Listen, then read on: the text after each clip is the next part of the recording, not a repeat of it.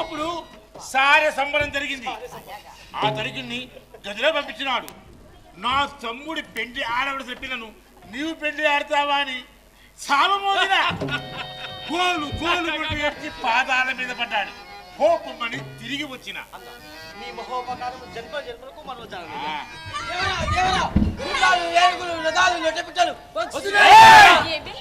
తమ్ముడు నాపై కోపంతో బలరాముడు నా కోటను చుట్టుముట్టాడు. నువ్వు ఇక్కడే ఉండు. నా మాయా ప్రభావంతో వాళ్ళందరినీ హతమారుస్తా. నేను మాత్రం వెనుదిద్దురా ధాను బాణములు ధరించి నీకు సహాయముగా తొందరపాటు వలదు. అన్న శ్రీకృష్ణుడు ఉండగా బలరాముడు సహసమున కడంగడు. కావున ప్రయత్నమును విరమించవద్దు. నాయన శాంతి.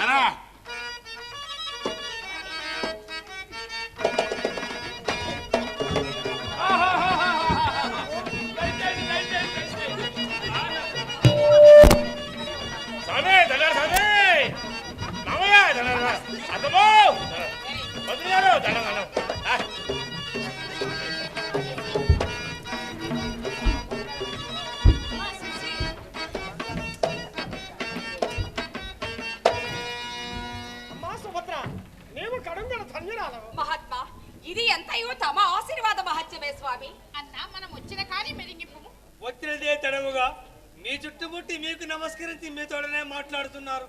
మీరే చెప్పుడు. అమ్మా అన్నగారు నిన్ను నన్ను అందరినీ క్షమించినారు అన్న అంతే కదా. ఇప్పుడు అందరినీ క్షమించి తర్వాత విషయం కూడా చెప్పు. మిమ్మలను సగౌరవముగా ద్వారకం కొనిపోటుకు స్వయముగా విచ్చేసినారు. మేము కడు నిరుపేదలము, కట్టుబట్టలతో అడవుల సంచరించు కటిక దరిద్రులము. అట్టి మాటలు అంటే ఏదో పెద్ద వాడును మట్టి స్థితిము తప్పి అట్టని మీరు మన్నింపరాదా? అమ్మా సుభద్ర, మన అన్నగారి సంగతి మనకు తెలియదు. సరే, ఇప్పుడు అందరినీ క్షమించమని వేడుకొనుచున్నాను. గతమున మరచి నా మాట విందురా లేదా? వినక తప్పునా? అన్న శ్రీకృష్ణుడు మరించుచుండా మేమెంత? అభిమన్య కుమారా, నీవేమందము? ఇందు నాదేమున్నది, పెద్దల ఇష్టమే నా ఇష్టం. వాడేవాడు మా అగ్రజుడు భీమసేనుని కుమారుడు ఘటోత్కచుడు. ఈ ఏకపాత్రాభినయమంతయు వీనికి. కుమారా, పెద్ద మామగారికి నమస్కరింపు. నేనా?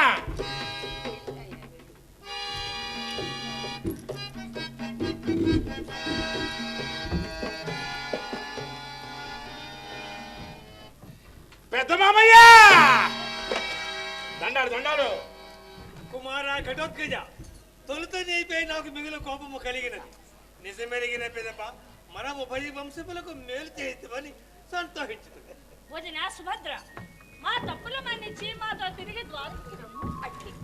చెల్లెలా సుభద్ర, నిన్ను కఠినముగా దూషించిన మాట నిజమే, కానీ ప్రమాదవశము జరిగినది. అమ్మా హిడింబ, పెద్దన్న గారికి నమస్కరింపమ్మా. ఇందరి బంధువులను చూస్తుంటా సంతోషంతో ఒళ్ళే మర్చిపోతున్నా. అన్నయ్య, పెద్దన్నయ్య, దండాలు దండాలు. ఈమె హిడింబాదేవి, భీమసేనుని పట్టమహిషి, మన సోదరి. అందులకే బంధు ప్రేమ కనపరుచుతున్నది. అమ్మా సౌభాగ్యవతి భవ. అన్న, నీ నోటితో ఈ చిన్నారి జంటను దీవిస్తే చూడాలని ఉంది. అమ్మా కోరవలసిన కోరికనే కోరితివి. బలరామరాజేంద్రుడు నవదంపతుల ఆశీర్వదింపవలేదు. నాకు కాదు, తొలుత వీరికి నమస్కరింపు.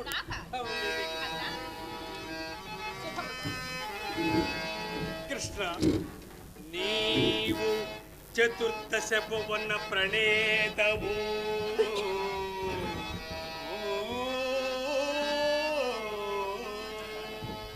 నీవు రక్షకుడవు, సకల చరాచర ప్రపంచమంతమల్లించు ఆది నారాయణుడవు,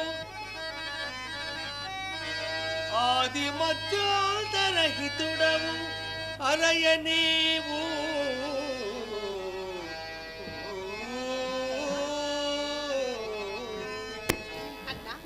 కృష్ణ, భూలోక ప్రజలెల్లరూ నీకు పాదాభివందనం మంచి ధన్యులవుతున్నారు. నీ అన్నన్న గుడిచే నీ పాదములకు నమస్కరించు భాగ్యము నాకు లేకపోయాను. ఎక్కడి తమ్ముడము సంప్రాప్తమైతివిరా? అన్న, పెద్దవాడు ఒకటి చెయ్యి, నాకన్నా నీవే అధికుడు. దేవతలు దేవతాధిపు దివ్య మకుట కాంతులే వేళ నా పాద కంజంబులంచేర్చి కొలువంగా మది విలసిల్లు నేను చెప్తున్నా మౌళి తత్పద శ్రీయుగము.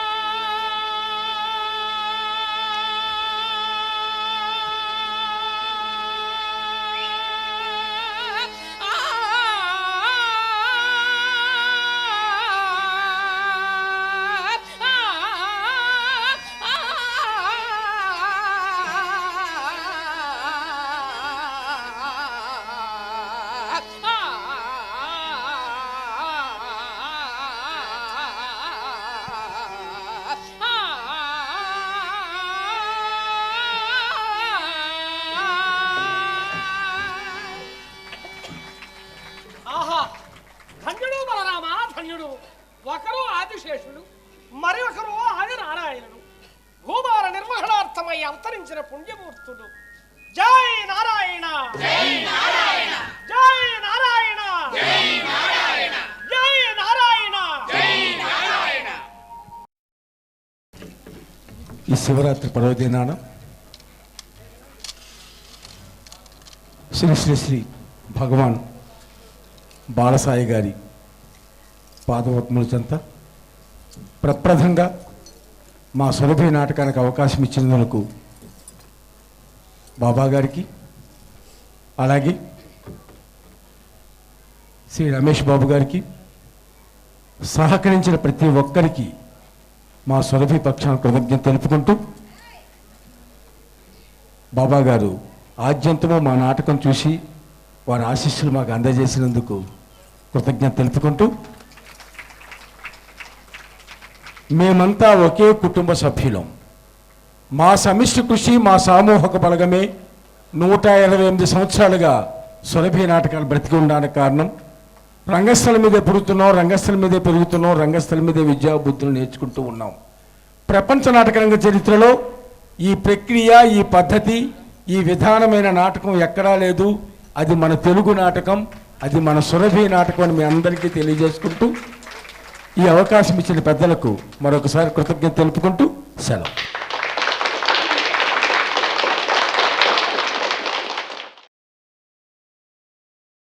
ఈ కళాకారులను మేనేజింగ్ ట్రస్టీ రామారావు గారు సత్కరిస్తారు.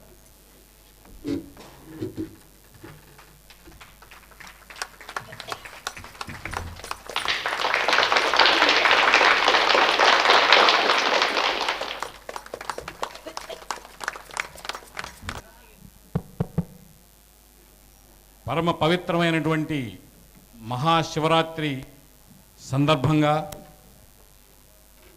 భగవాన్ శ్రీ బాలసాయిబాబా గారి యొక్క దివ్య సన్నిధిలో ఈ పరమ పవిత్రమైనటువంటి పండుగ రోజు ఈ యొక్క మాయాబజార్ శశిరేఖా పరిణయమైనటువంటి ఈ గొప్ప నాటకాన్ని ఇప్పటి వరకు ప్రదర్శించినటువంటి సురభి కళాకారులందరికీ, వారందరూ కూడా ఒకటే ఫ్యామిలీ నుంచి ఎన్ని కష్ట నష్టాలు వచ్చినా కూడా ఓర్చుకుంటూ ఈ యొక్క నాటక రంగాన్ని, నాటక కళని బ్రతికిస్తూ అశేషమైనటువంటి ప్రజలందరికీ కూడా ఇటు ఆధ్యాత్మికంగా, ఇటు ఆనందపరిచే విధంగా వారందరూ కూడా ఇటువంటి మోడర్న్ యుగంలో కూడా